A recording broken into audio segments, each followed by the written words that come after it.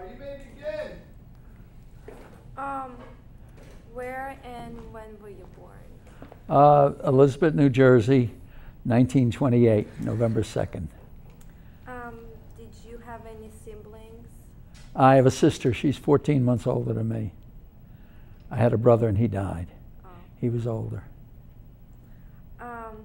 What were you doing before you went into service? I was still in school. I went in as soon as I was 17. That's crazy. Did anyone from your family ever go to service? No, just Parents and me.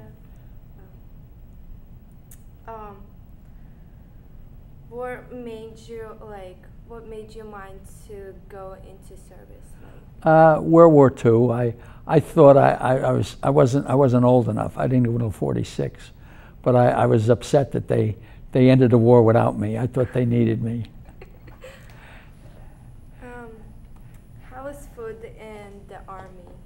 What? How was food like in there? Boot camp? Yeah. Oh, it was good. But see, I was a big kid, and I didn't care, you know. And I came from my father drank a lot, so it wasn't a nice family. So I was in heaven in the Marine Corps. That's why I got out in January of '48, and I went back in February. Wow. But I wanted to go, you know.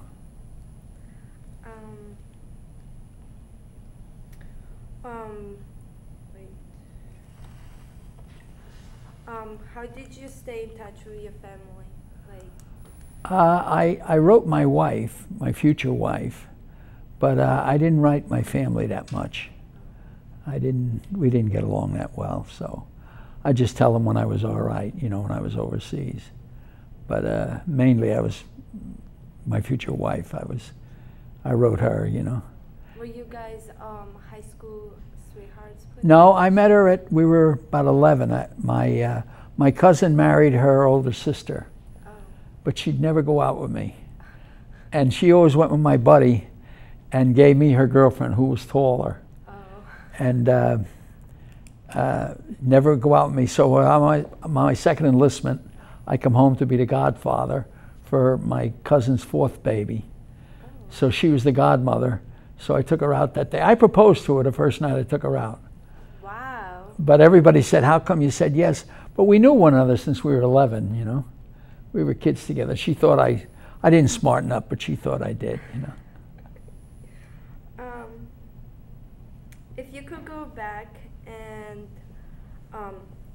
your parents would ask you if you want to go to army, what would you say? Or would you change your mind or not? No, I enjoyed the service.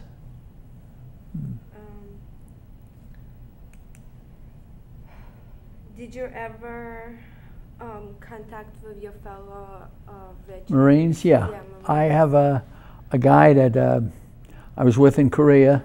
It was 41 years, and they wrote me a letter. And they said, would I like to go to reunion? So I sent my money in, and then they sent me a letter back, and I saw the name Mills on there, but I didn't know his first name. So I called up as ever in charge, and I said, do you happen to know if that Mills was with the company in 50 and 51? So they said, of course he was. So I said, I know somebody. And the guy said, you know the major? I said, who? He said, you know Major Mills? I said, I knew PFC Mills. And I said, don't tell him I'm coming. And my kids were teasing me because they said I have a bad memory. So I went to the affair, and it was at Paris Island, and he was like on a dance floor, and I turned him around, I put my arms around him, and I said Mills, and as soon as I said Mills, he said Murphy. Aww. And 41 years were gone, you know. So I asked him, how did you get major? He got out a buck sergeant, and he went to college, and he finished college, and he told his wife he wanted to go back in the Marine Corps. So she said okay, and they didn't need anybody, so they only gave him buck sergeant. So he took it, and he worked himself up to warrant officer, and then they sent him to Quantico, and they made him a 2nd lieutenant. Wow. And he stayed in 30 years. He ended as a major. So he did well. Yep. Yeah. Did you had any injuries when you were up there? I was frozen from the reservoir, my hands and feet. I was in the hospital about 4 months when I came back. But I didn't know I was frozen. I felt good, and when I saw the chaplain, I was shot up here, and he said, "You're shot in the shoulder." I said, "No, my underwear is shot. I stuck rags in it, So he said, "How do you feel?" I said, "I think I was on a health bond." So the next day, the corpsman asked me. He said, "Go into." Hold up, I gotta fix up my car. Yeah, let me fix that. I don't know how that came out.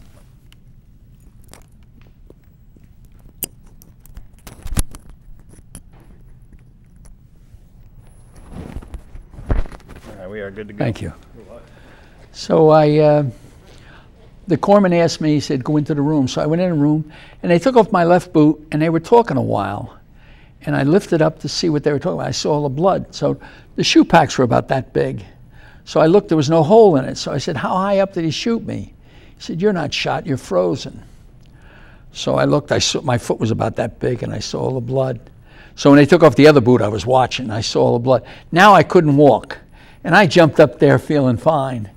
So I told Mills, I said, "Put me on the front of a truck, I can fight from there." He said, "You're going back." So I went over, and the line was maybe a half a mile long. So I said, "Let me go to sleep." So I went to sleep in my sleeping bag, and I don't know how much later, 2 guys picked me up, and I said, "What?" And they dropped me. And they were putting good Marines on a truck. There was a whole pile of them. Good Marines are dead. So they thought I was dead, and so I scared them. So some colonel come over and raised all kinds of trouble with me. He said, "What are you scaring my men for?" and everything. So the whole line was watching him. So when he left, I asked this guy who could carry me. I was thin then. So he said, "Yeah." I said, "Put me on your back, take me up front." So I kept telling all the guys, the colonel sent this man up, and I went right to the front of the line, and I had him put me on a counter, and with that, this sergeant was on the phone, and he was talking the other way, and he said, "I don't care. Nobody comes to the head of the line around here." And I could see the side of his face, and I served with him in 46 in Puerto Rico. So I said, "Edie, you're a crabby son of a gun." So he looked, he said, "Murphy, what are you doing?" So I told him about the story. So he made a ticket for me, and I asked him about the other guy. I said, "Dynamite." So we went to Japan. So I flew out of Korea and went to Japan to the hospital. And then when I got to the hospital, I was in 5 hospitals in 11 days. And every time they come to talk to me, they shaved my arms here and my legs. And I said, "What are you doing?" They said, "We're taking you for exploratory operation. We don't know what we're going to do. But if we have to, you're going to be lucky. It's going to be below your elbows and below your knees." I was 22. I said, "Hey, Doc, make it below the chin." So he left. I sent for the chaplain. And I told the chaplain, and I made this up, and I told him, I said, "The Jews are after me. They found out I'm an Irish Catholic and I go to church." And he said, "No." And I stayed with that about half hour. I wore him down. I don't think I ever convinced him. So he said, "What do you want?" I said, "Get me another hospital." And I was in 5 hospitals in 11 days. Every time they went through the chopping block, I kept moving. Wow. And I kept moving, and I finally got to St. Albans, Long Island. And then I snuck out of the hospital every night. I went drinking. I had crutches. And later on, guys in my ward were getting amputated, and they were saying, "How come he had more frostbite?" And I thought it was the liquor. It was the movement. They didn't know, since the Battle of the Bulge, what to do. So I saved myself but I drank a lot. I was a kid. Yeah. I was crazy. How did you receive the injury? What? How did you receive the injury that you got frozen? I was frozen up at the reservoir. It was 30 below zero.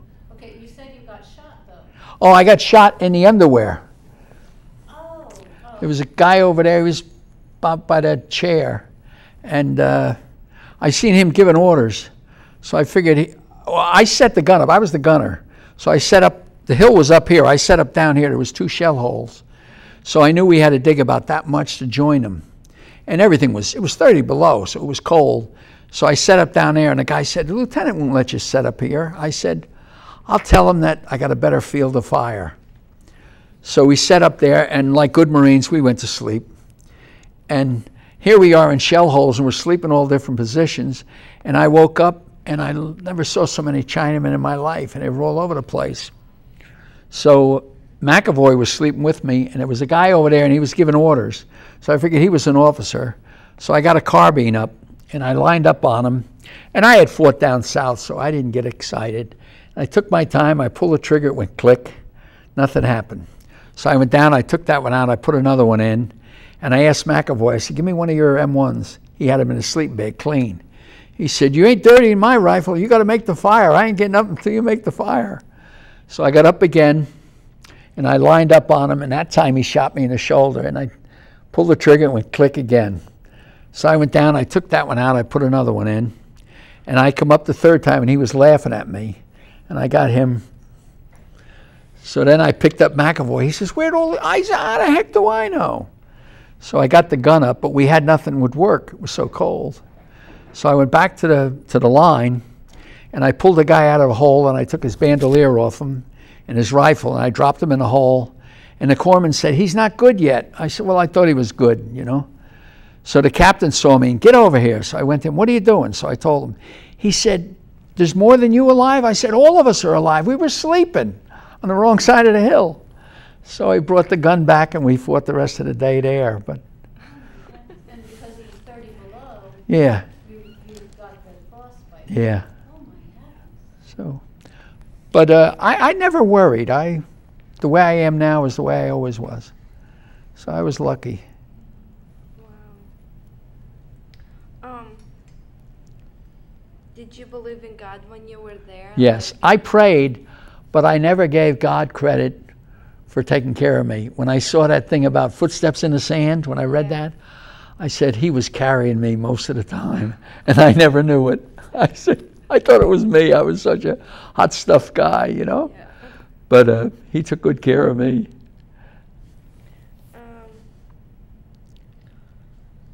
What does on your paper it says USMC? What does that? United States Marine Corps. Oh, I didn't Yeah. know that.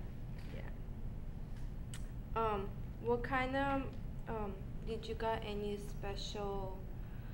What they call? Oh, I got a Bronze Star. Yeah, for bravery down south in Korea.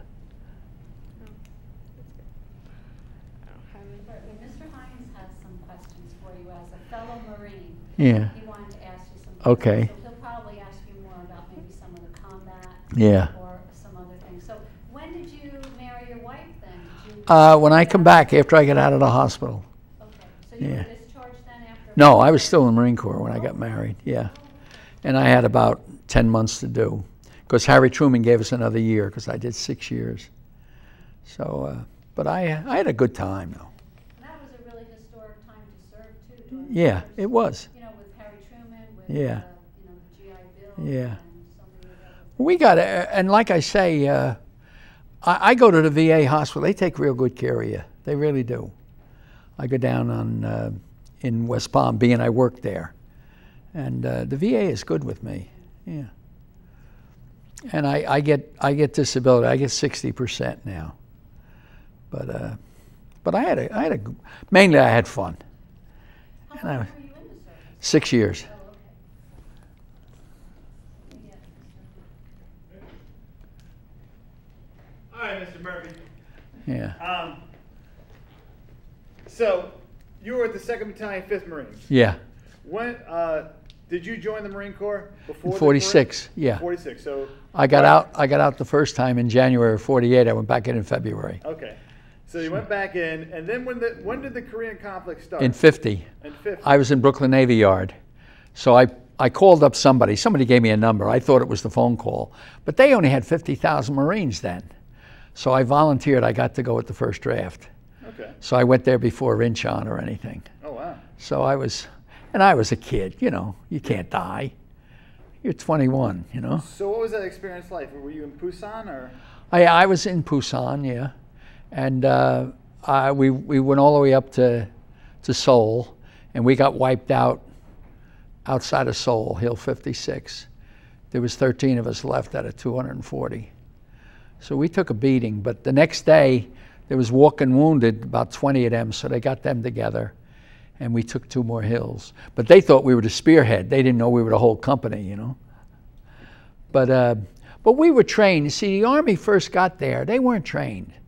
They were in Japan. They had lousy officers. They had 90-day wonders. And we had, all my officers, you know what a Mustang is? Yes. And all my officers were Mustangs, and they weren't big. And they were tough son of a gun. You couldn't pull any crap on them. And we had dynamite officers, and that's what you needed. If you had the leadership, and they were little, skinny guys, and boy, they could run.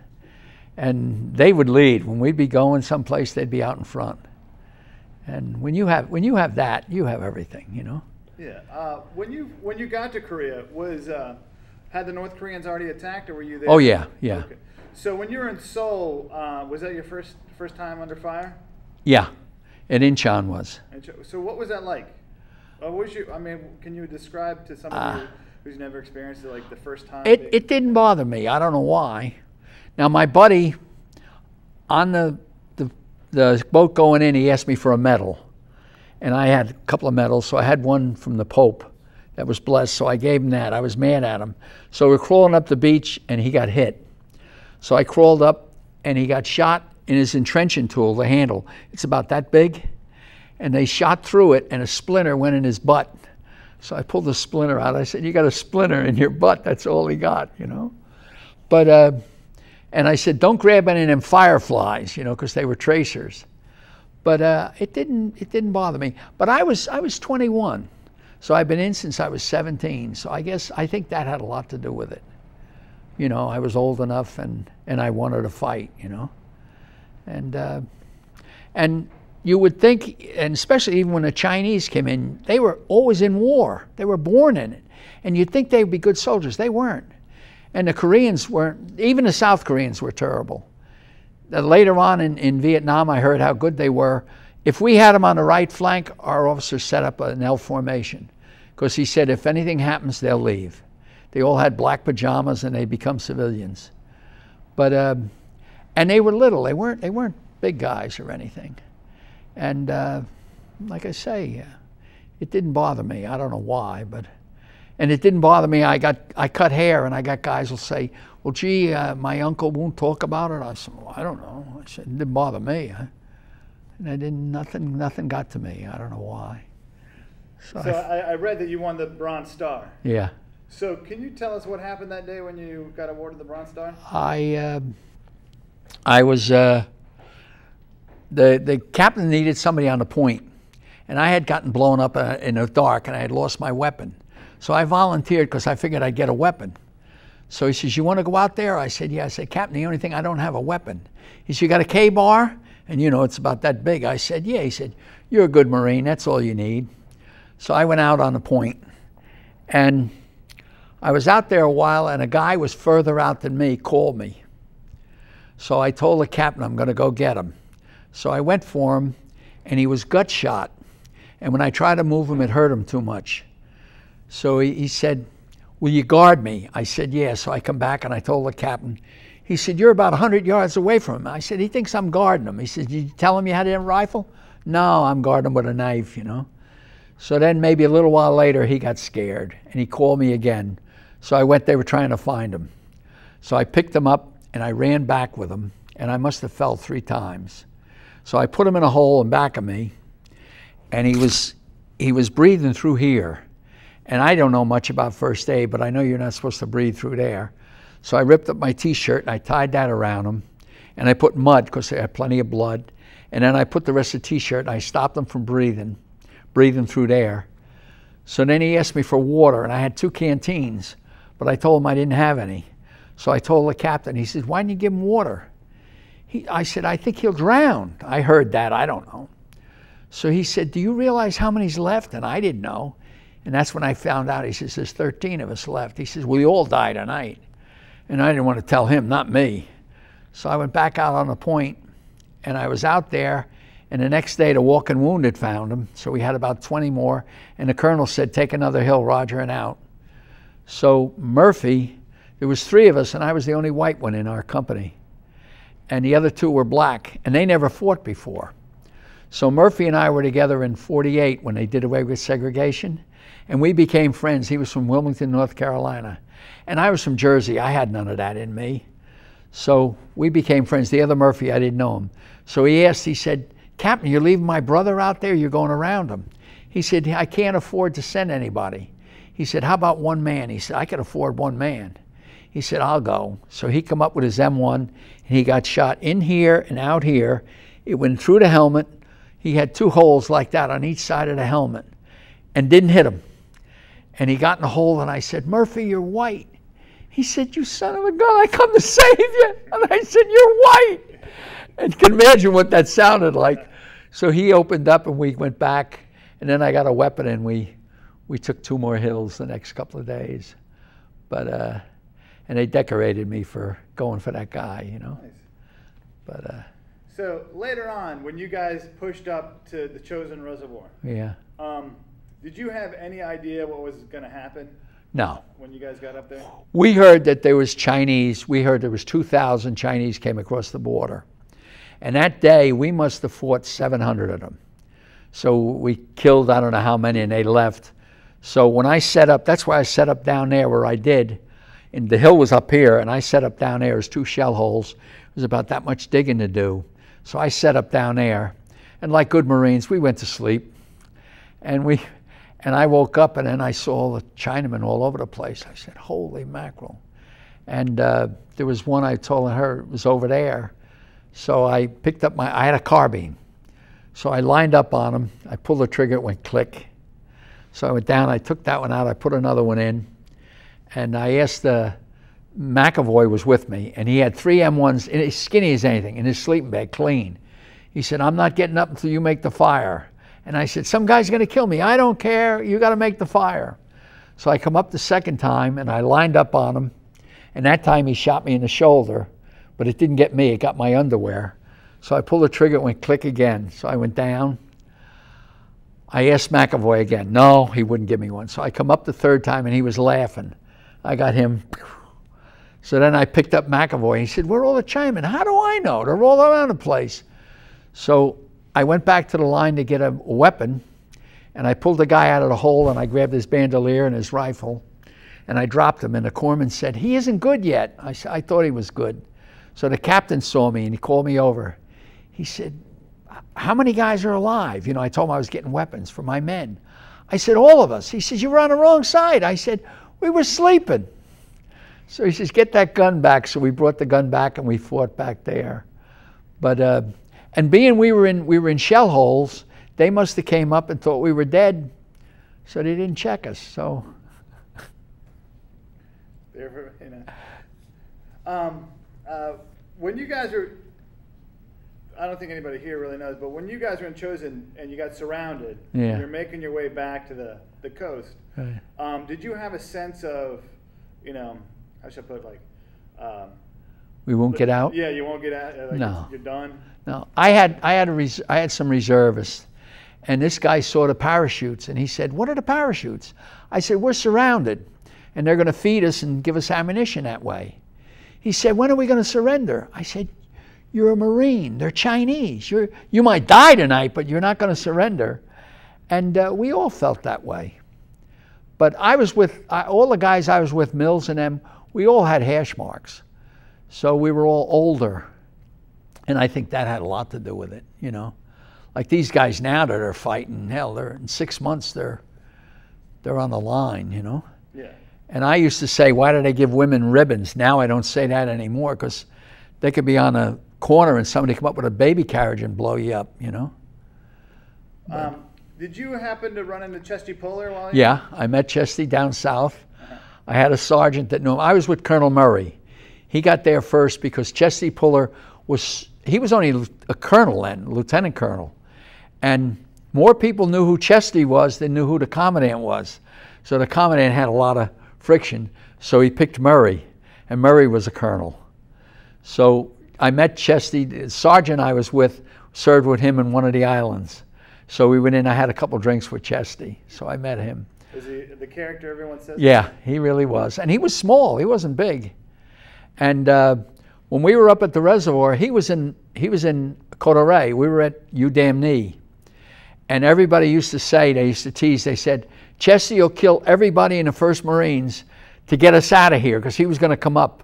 But we fought our way back to them.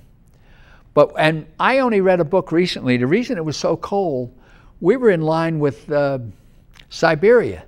And we were up about 11,000 feet. So that's why it was so cold up there. And we fought a lot, but it was more the cold and fighting the cold. And I had gloves. We didn't have mittens or anything. The truck drivers had them. The guys up in the hills didn't have anything. And my fingers were out. That's why my hands froze. And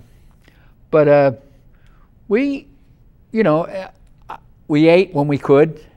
And Mills later on, he told me he found a Tootsie Roll. And that was the code word for ammunition, for mortars. And the guy that sent the word out, he asked for Tootsie Rolls, meaning ammunition, and they dropped Tootsie Rolls to us. So he got a Tootsie Roll, and when he got back, he was on the road, and he found a Tootsie Roll, and he put it inside. He got it warm, and he later ate it, and that kept him alive. And he wrote the Tootsie Roll people, and they sent him a box of all their products. And every time we have a reunion, this woman, she sends us Tootsie Rolls. So we're still getting them, you know. Now, fighting the Koreans and the Chinese, and did you after you got done fighting in Korea, did you have any animosity towards the Chinese? Or no, we didn't care. But they were all little, though. They weren't big. And they were lousy fighters. There was just a lot of them. And you know, like if say we were sending a guy back that got wounded, and we'd have South Koreans, we'd send a Marine with them because they would drop the stretcher and leave. We used them, and we promised them we wouldn't let them fight, because all we needed them for was stretcher bearers. But they weren't good. They were terrible. And we were trained, and I never thought I was going to die. I was telling her, I always thought that I prayed, but I didn't really pray to God. I thought it was me. And later on, when I saw that footsteps in the sand, I said, now I know who took care of me. Yeah. I said, he was carrying me all the time. And I thought I was such a hot stop, you know? Of course, you're young. Yeah, you were young and you... Now, since you've been out of the Marine Corps a while, yeah. Looking back, what do you think the experience of the Marine Corps? What do you tell people? It was good for me. Like, I still cut hair, and they call me Sarge and everything, and they'll say, gee, you still like the Marine Corps. But I go to reunions, but I went to Quantico this past year, a couple of months ago, and the doctor took me off drinking. So I didn't realize what a reunion is. A reunion is just drinking.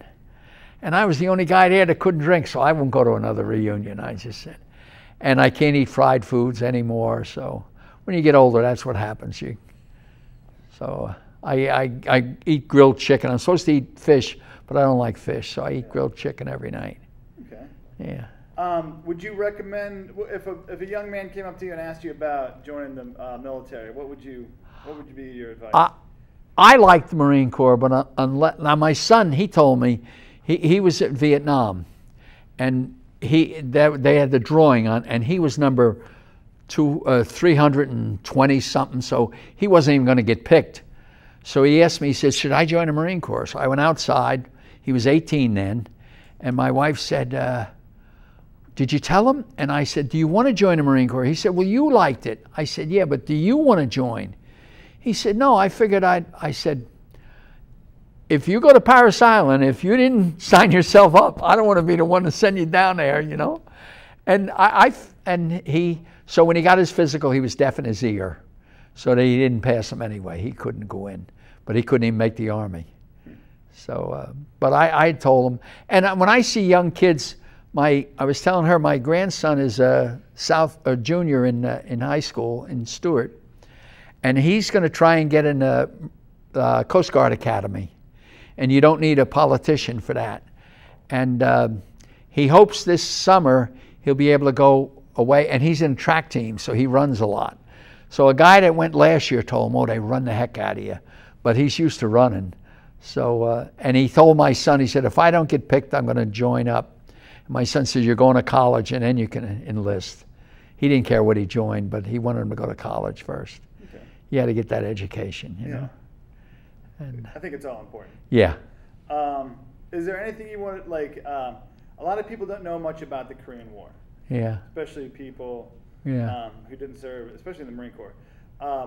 What would you, are there any misconceptions you'd like to tell people No. about the Korean conflict? I was there down south, and we fought a lot. When it was 50 years old, I was married then. My wife asked me if I'd take her to Korea and show her Korea. I don't know Korea. I only saw foxholes. And and it was a good price, and she got mad at me, and I said, what do I know about Korea? I didn't know anything. I went on the Han River, and I was at Kimpo Airfield. We freed them, but I don't know where I was, you know. And all the time, and you're fighting with your group of guys, and you don't know what the whole company is doing, and like if you and I are in the same company, I'm going to take care of you, and that's about what, you know. That's what I liked about the Marine Corps. They would do anything to even a dead guy to carry him back, and they buried some guys up there, but they couldn't carry them anymore. But that was the only reason they buried them. But in the Marine Corps, they'll take you back. And that was important. You know that. Yeah. Yeah. Is there anything else you'd like to share? No, I'm good. Okay, I'm great. good. It was a pleasure to meet you. Good. Thank you, Howard. All right, let me, God bless. Let me take all your stuff off. And get All right. back. Thank you. Hey. Microphone for you. What's that?